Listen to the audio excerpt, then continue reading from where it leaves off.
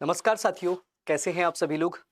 उम्मीद है कि सभी लोग मस्त होंगे, तंदुरुस्त होंगे, अपना और अपनी पढ़ाई का ध्यान आप लोग बहुत अच्छे से रख रहे होंगे। मैं मिथुन एक बार फिर से आप लोगों के बीच में एक इंपॉर्टेंट टॉपिक लेकर आया हूं। साथियों, इस क्लास को आप लोग लास्ट तक जरूर देखिएगा। आज की इस 10 मिनट की क्लास में लगभग 10 से 11 मिनट या 12 मिनट की क्लास होगी। इसमें आप लोगों को साथियों 2 से 3 इंपॉर्टेंट क्वेश्चन मिलेंगे जो आपके आगामी जो परीक्षाएं हैं, चाहे वो होमगार्ड की परीक्षा हो, चाहे मेरे प्यारे साथियों यूपी कांस्टेबल की परीक्षा हो, एसआई की या फिर यूपी ट्रिपल एससी की कोई सी अन्य परीक्षा हो। आप लोग देखते होंगे कि भैया किसी भी राज्य की परीक्षा देने के लिए वहां का साथियों बजट जो कि फरवरी महीने में आता है, वो बजट बड़ा इंपॉर्टेंट रहता है। तो क्या आप परीक्षा देने जा रहे हैं? आपकी परीक्षा की योग्यता 10वीं 12वीं और ग्रेजुएशन है।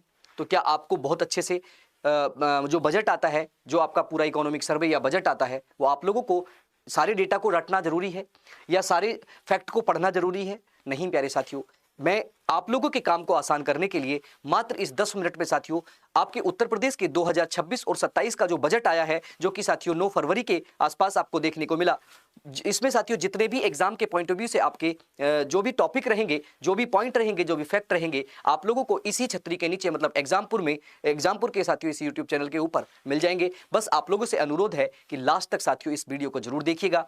कोई भी वीडियो साथियों बीच में देखकर नहीं जाइएगा, क्योंकि सारे फैक्ट मैंने अंत साथियों अंत तक बहुत इंपॉर्टेंट फैक्ट मैंने साथियों आप लोगों के लिए पूरे बजट को 2-3 मतलब कह सकते हैं बजट का जो मूल और साथियों 1-2 मार्केट में किताबें आती हैं उनको देखकर निकाला है। तो आप साथियों मेरा साथ दीजिएगा।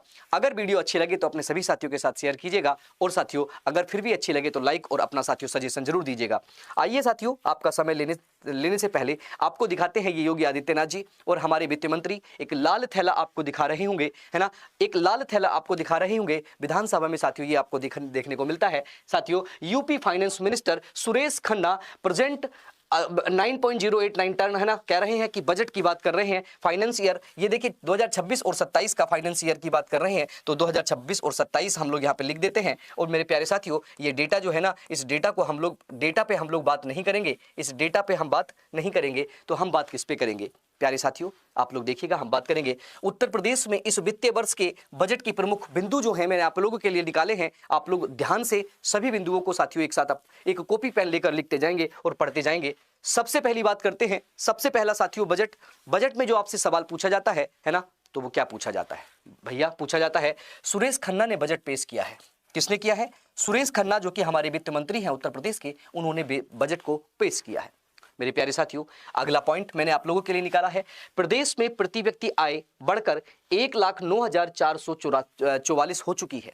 साथियों प्रदेश में जो आय है वो प्रति व्यक्ति आय जो बढ़कर 1,09,844 साथियों हो चुकी है, जो कि मेरे प्यारे साथियों आप लोगों से अगर पूछा जाए 2025 और 26 में, है ना, कितनी होने का अनुमान है, तो मेरे दोस्त याद रखिएगा 1,20,000 रुपए होने का अनुमान है। 1,20,000 होने का अनुमान है, ये अनुमान है साथियों, ये अनुमान है। आप लोग देखेंगे कि ये अनुमान है, और ये जो है 2000, है ना, 2024 और 25 का साथियों आंकड़ा आप लोगों के बीच में आया है, जो आपको दिया गया है। सवाल डायरेक्ट पूछेगा कि उत्तर प्रदेश में प्रति व्यक्ति आय कितनी है, तो आप लोग याद रखेंगे। बात कर रहे हैं, देखिए इस बजट में स्पेशलिटी क्या की गई कि रोजगार और बुनियादी ढांचे पर विशेष जोर दिया गया है। रोजगार को बढ़ाने के लिए सरकार तत्पर है, और बुनियादी ढांचा मतलब डेवलपमेंट के लिए गवर्नमेंट बड़ा ध्यान दे रही है। आइए चलते हैं आगे और देखते हैं। देखिए 6 करोड़ लोगों को गरीबी रेखा से बाहर निकाला गया है। साथियों सवाल बनेगा कि उत्तर प्रदेश ने 2026-27 के बजट में कितने मतलब भाषण में कितने लोगों को गरीबी से निकालने की बात की है। गरीबी रेखा से निकलने वाले उत्तर प्रदेश के लोगों में 6 करोड़ लोग हैं। डायरेक्ट सवाल पूछेगा। और इंपॉर्टेंट साथियों सवाल आपसे पूछेगा कि भैया देखिए बेरोजगारी को दर जो है, बेरोजगारी दर यानी कि अनएम्प्लॉयमेंट रेट जो है मेरे प्यारे दोस्त, आपसे डायरेक्ट पूछेगा उत्तर प्रदेश की जो बेरोजगारी दर है वो घटकर से साथियों कितनी हो गई है? 2.25%, 2.24% हो चुकी है।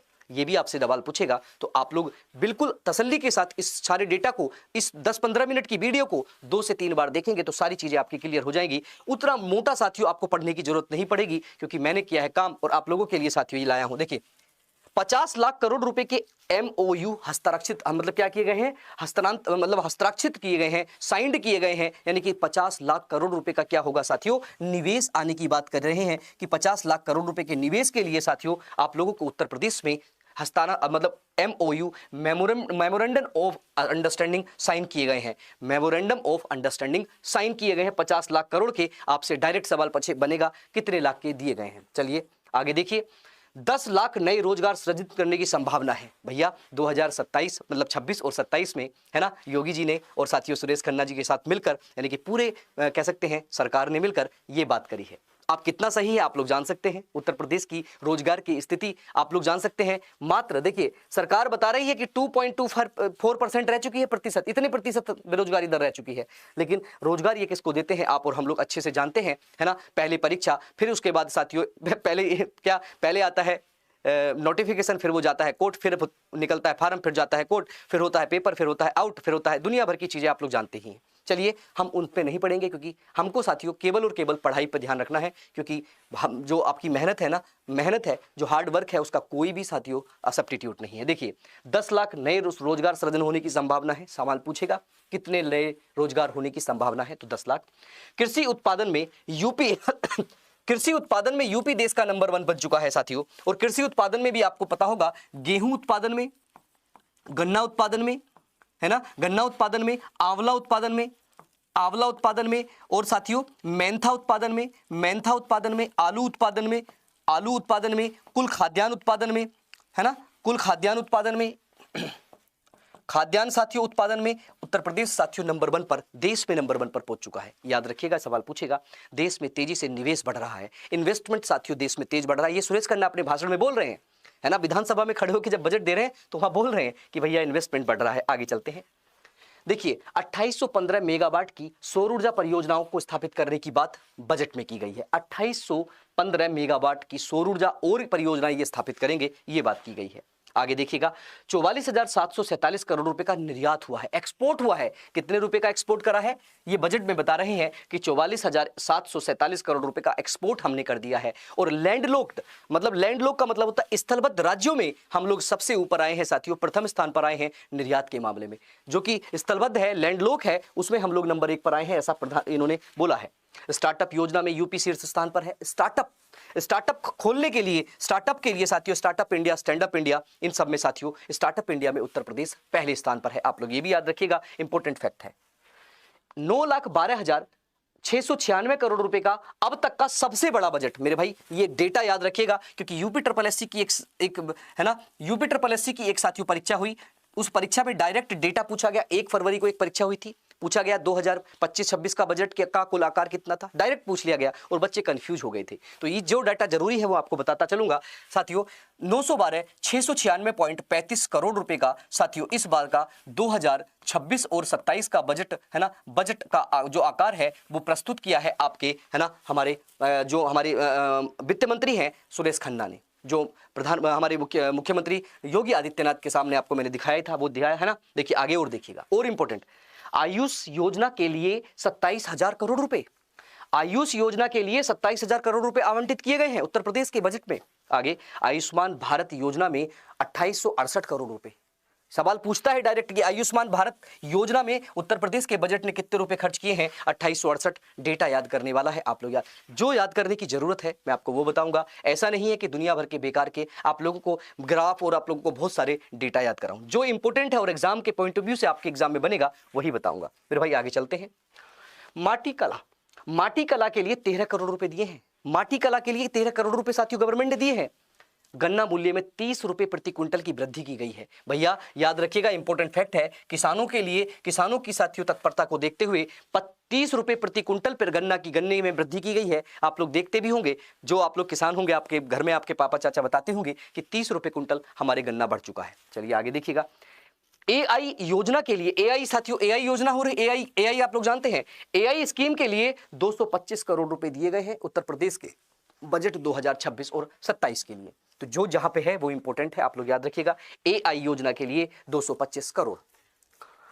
फ्लाईओवर निर्माण के लिए साथियों उत्तर प्रदेश में फ्लाईओवर, शहरों में फ्लाईओवर साथियों जहां पर जाम लगता है ना, जाम लगता है, उस जाम से बचने के लिए, और साथियों जाम के साथ साथ मेरे भाई किससे, एक्सीडेंट से बचने के लिए फ्लाईओवर योजना लाई गई। और फ्लाईओवर के लिए उत्तर प्रदेश ने फ्लाईओवर के निर्माण के लिए 1500 करोड़ रुपए इस बजट में आवंटित किए हैं।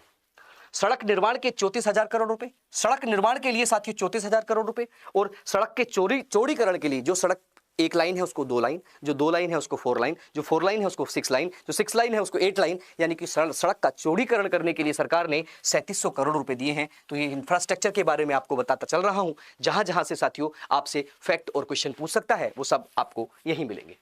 एमएसएमई सेक्टर की बात कर रहे हैं, एमएसएमई सेक्टर की बात कर रहे हैं मेरे भाई। एमएसएमई सेक्टर यानी कि लघु एवं मध्यम जो उद्योग होते हैं उसकी बात कर रहे हैं। तो एमएसएमई सेक्टर के लिए 3822 करोड़ रुपए बटे हैं साथियों, और लगभग 3 पॉइंट साथियों 11 लाख जो लाख शायद 3.11 लाख जो कह सकते हैं नौकरियां हैं ये एमएसएमई से निकल कर आई हैं, ऐसा भाषण में सुरेश खन्ना जी बोल रहे थे। देखिए सिंचाई परियोजनाएं के लिए उत्तर प्रदेश में सिंचाई परियोजना के लिए 18,000 करोड़ रुपए साथियों दिया गया है। 18,000 करोड़।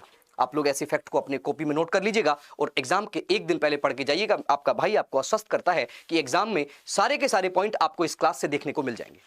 आवास एवं शहरी विकास के लिए 7,000 करोड़ रुपए, आवास एवं शहरी विकास के लिए 7,000 करोड़ रुपए। मेरे भाई वो जमाना गया जब ये पूछा जाता था कि रुपया आता कहां से और रुपया जाता कहां है। ये तो सबको पता है रुपया आता कहां से है, रुपया जाता कहां है, लेकिन एक्चुअल में जो चीजें हैं बजट में आती हैं वो बजट में ये चीजें पूछी जाती हैं एग्जाम में, तो वही मैं आपको बता रहा हूं। ऊर्जा क्षेत्र के लिए 65,926 करोड़ रुपए गवर्नमेंट ने खर्च किए हैं ऊर्जा के लिए, मतलब एनर्जी के लिए। जेवर एयरपोर्ट के लिए साथियों, जेवर एयरपोर्ट के लिए 750 करोड़ रुपए खर्च किए हैं। और मेरे प्यारे साथियों इस जेवर एयरपोर्ट के साथ साथियों उत्तर प्रदेश में 5 अंतर्राष्ट्रीय है ना, अंतर्राष्ट्रीय साथियों हवाई अड्डे हो जाएंगे। कितने? 5 अंतर्राष्ट्रीय हवाई अड्डे उत्तर प्रदेश में हो जाएंगे। हवाई अड्डे है ना, हवाई अड्डे जो हो जाएंगे कितने? 5। सवाल पूछेगा कितने हवाई अड्डे हो चुके हैं, तो 5 अंतर्राष्ट्रीय हवाई अड्डे इस जेवर के साथ उत्तर प्रदेश में हो गए हैं और पहला राज्य बन गया है साथियों सबसे ज्यादा अंतर्राष्ट्रीय हवाई अड्डों के मामले में। लगभग आगे जेवर एयरपोर्ट पर 5 नए रनवे बनाए जाएंगे, नए रनवे 5 है ना, 5 नए रनवे बनाए जाएंगे। और ग्रीनफील्ड साथियों, ग्रीनफील्ड अंतर्राष्ट्रीय हवाई अड्डे के रूप में जेवर हवाई अड्डे को क्या करा जा रहा है साथियों, उसको और अच्छी तरह से बनाया जा रहा है। और जेवर आपको पता है उत्तर प्रदेश के नोएडा में पड़ता है, नोएडा में पड़ता है। आगे नागरिक उड्डयन क्षेत्र के लिए 21,000 करोड़ रुपए दिए गए हैं। नागरिक उड्डयन यानी कि एविएशन क्षेत्र के लिए 2100 करोड़ रुपए सिविल एविएशन सेक्टर को गवर्नमेंट ने दिए हैं। धार्मिक स्थलों के विकास के लिए 200 करोड़ रुपए, धार्मिक स्थलों के विकास के लिए कितने? 200 करोड़ रुपए भैया। सवाल डायरेक्ट पूछता है, आप लोग याद रखिएगा। आगे अयोध्या विकास कार्य के लिए 100 करोड़ रुपए अलग से दिए गए हैं। अयोध्या में राम जन्मभूमि है, गवर्नमेंट बहुत ध्यान दे रही है ना, और उसका बहुत अच्छे से वहां पे कह सकते हैं रोजगार, होटल्स और बाकी चीजों में काफी पैसा खर्च कर रही है। तो साथियों अयोध्या के विकास के लिए 100 करोड़ रुपए अलग से दिए गए हैं। नए शहरों के विकास के लिए 3500 करोड़ रुपए, नए शहरों के विकास के लिए, कोई नया शहर है उसका विकास करना है, डेवलपमेंट करना है, 3500 करोड़ रुपए। कुल मिला के अगर बात करें मेरे प्यारे साथियों तो गवर्नमेंट जो है पूंजीगत परिव्यय कर रही है, मतलब कैपिटल आउटले कर रही है। कैपिटल साथियों जो है खर्च कर रही है, एक्सपेंडिचर जो कर रही है वो कैपिटल पे कर रही है। इसका मतलब जब भी गवर्नमेंट कैपिटल पे यानी कि पूंजीगत परिव्यय करती है तो इसका मतलब है कि अब राज्य जो है विकास उन्मुख हो चुका है, विकास की तरफ आगे बढ़ाई कर रहा है। याद रखिएगा ग्रामीण विकास के लिए 2400 करोड़ रुपए, ये डेटा भी इंपॉर्टेंट है। पंचायतों के लिए 32,000 करोड़ रुपए भैया, पंचायतों के लिए 32,000 करोड़ रुपए गवर्नमेंट ने दिए हैं। और क्यों ना दें भैया, इस बार पंचायत चुनाव होना है उत्तर प्रदेश में, क्यों ना दें। आगे ओपन जिम निर्माण के लिए आपने देखा होगा दिल्ली, गाजियाबाद जैसे बहुत सारे शहरों में पार्क के अंदर साथियों एक जिम के बहुत सारे इंस्ट्रूमेंट लगा दिए जाते हैं। तो गवर्नमेंट उत्तर प्रदेश की भी तत्पर है, 130 करोड़ रुपए दिए हैं ओपन जिम के निर्माण के लिए, पार्कों में ओपन जिम खोले जा सकें, जिससे साथियों आसपास के हमारे बूढ़े दादा दादियां या साथियों जो युवा हैं वो फ्री में अपने स्वास्थ्य को अच्छे से ध्यान रख सकें और हमारी लाइफ एक्सपेक्टेंसी बढ़ सके। पंचायत भवनों के लिए 100 करोड़ रुपए, पंचायत भवन बनेगा हर पंचायत में, हालांकि मैक्सिमम में बन चुका है लेकिन आगे भी 100 करोड़ रुपए दिए गए। नलकूपों के लिए 2400 करोड़ रुपए दिए गए हैं साथियों, नलकूपों के लिए 2400 करोड़ रुपए दिए गए हैं। और मेरे प्यारे साथियों इस बजट और इन इकोनॉमिक सर्वे में एक बात और बताई गई है, वो बात बताई गई है कि अप्रैल 2023 से साथियों कोई व्यक्ति अगर निजी नलकूप अपने यहां लगाता है, निजी नलकूप को बिजली फ्री में देने की बात करी गई है। 1 अप्रैल 2023 से उसको साथियों फ्री में बिजली दी जा रही है, नलकूप अगर कोई निजी लगाता है तो। एग्री एक्सपोर्ट के लिए साथियों 245 करोड़ रुपए दिए गए और फूड प्रोसेसिंग के लिए 300 करोड़ रुपए साथियों दिए गए, फूड प्रोसेसिंग के लिए 300 करोड़ रुपए आवंटित किए गए। चिकित्सा शिक्षा के लिए देखिए ये इंपॉर्टेंट फैक्ट है, ये आपसे पूछा जा सकता है, चिकित्सा शिक्षा के लिए 14,000 करोड़ रुपए आवंटित किए गए। आगे कृषि योजनाओं के लिए सवाल पूछा जाएगा, उत्तर प्रदेश के बजट में कृषि योजनाओं के लिए कितना दिया गया, कितना दिया गया भैया, आप लोग कहेंगे 10,888 करोड़ रुपए दिया गया। 10,888 करोड़ कृषि योजनाओं पर गवर्नमेंट ने खर्च करने की बात की है। डिजिटल लाइब्रेरी बनाने के लिए भी उत्तर प्रदेश में डिजिटल लाइब्रेरी बनाने के लिए देखिए 454 करोड़ रुपए खर्च किए जाएंगे। हाँ 454। पीएम संपदा योजना के लिए भी 150 करोड़ रुपए दिए गए हैं। पीएम संपदा योजना के लिए भी 150 करोड़ रुपए साथियों दिए गए हैं। कैंसर संस्थान लखनऊ के लिए, लखनऊ में एक कैंसर संस्थान है, उसके लिए 315 करोड़ रुपए। पशु चिकित्सा में साथियों 125 करोड़ रुपए खर्च करेंगे और 14 नए मेडिकल कॉलेजों के लिए साथियों 1023 करोड़ रुपए दिए गए हैं। कितने नए मेडिकल की बात करी गई है? 14 साथियों, इंपॉर्टेंट है, लगा लीजिएगा, सवाल आपसे बनेगा तो यहीं से बनेंगे सवाल, है ना। चलिए आगे देखिएगा। उच्च शिक्षा के लिए 6591 करोड़ रुपए, हायर एजुकेशन में भी गवर्नमेंट पैसा इन्वेस्ट कर रही है। चिकित्सा एवं स्वास्थ्य के लिए सारी योजनाएं, चिकित्सा एवं स्वास्थ्य, चाहे कोई भी योजना चल रही हो चिकित्सा और स्वास्थ्य से रिलेटेड, चाहे वो भर्ती की बात हो, चाहे हॉस्पिटल बनाने की, चाहे साथियों चाहे उस पर सप्लाई चेन की बात हो, इन सब के बारे में बात करी गई है। तो चिकित्सा और स्वास्थ्य के लिए गवर्नमेंट ने 37,956 करोड़ रुपए खर्च करने की बात की है। ये भी बड़ा इंपॉर्टेंट डेटा है जो आप लोगों को याद रखना होगा। दूसरा, माध्यमिक शिक्षा के लिए 22,000 करोड़ रुपए अलग से दिए गए हैं। माध्यमिक शिक्षा के लिए भी पैसा दिया गया है। आगे, फ्री स्कूटी योजना इंपॉर्टेंट है भैया। उत्तर प्रदेश में फ्री स्कूटी योजना में गवर्नमेंट 400 करोड़ रुपए खर्च कर रही है। आप लोगों की और हमारी माताएं बहनें, है ना, माताएं तो क्या, लेकिन बहनें जरूर साथियों, है ना, बहनें किसी की वाइफ, किसी की बहन, किसी की, है ना, आंटी, ये सब क्या करेंगी? इस फ्री स्कूटी योजना के लिए 400 करोड़ रुपए दिए गए हैं। फ्री स्कूटी योजना में 400 करोड़ इंपॉर्टेंट है। अग्निशमन केंद्रों के लिए, यानी कि अग्नि बुझाने के लिए, फायर ब्रिगेड के लिए भी साथियों 200 करोड़ रुपए दिए गए हैं।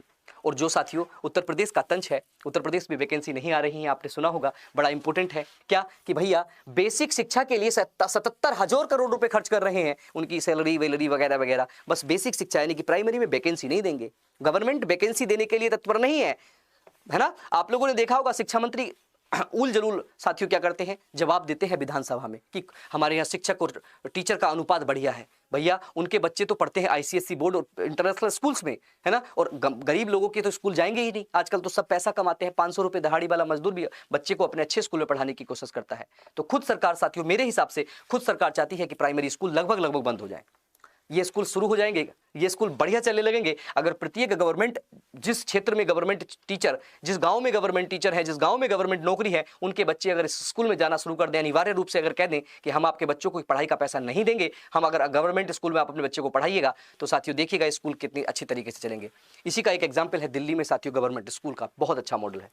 चलिएगा, पुलिस आवास भवनों के लिए साथियों पैसा दिया गया 2243 करोड़ रुपए। महिला एवं बाल विकास के लिए 8,620 करोड़ रुपए दिया गया है।